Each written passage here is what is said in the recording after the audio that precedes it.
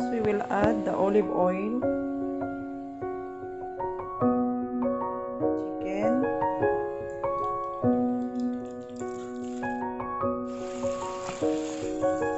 saute until become white. Capsicum or green bell pepper. Then add the black olives.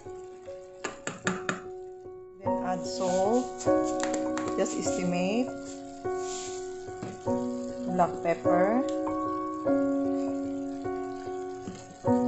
Sweet paprika. You can also use hot paprika if you want. Oregano leaves, dry.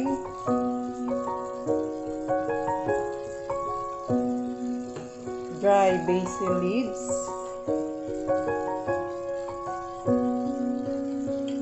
And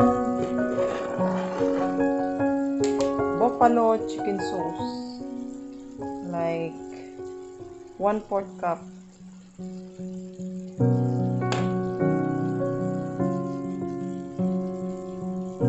Then mix it.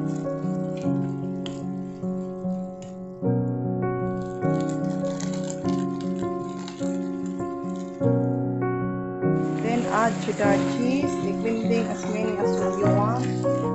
Then a little bit of whipping cream.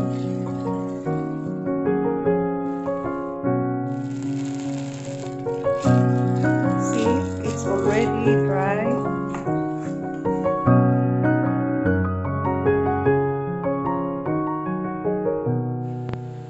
You have to divide the sambusa wrapper into two and then make like a cone without a hole here, and then stick with the flour and then put the stuff inside. It should be like this. Then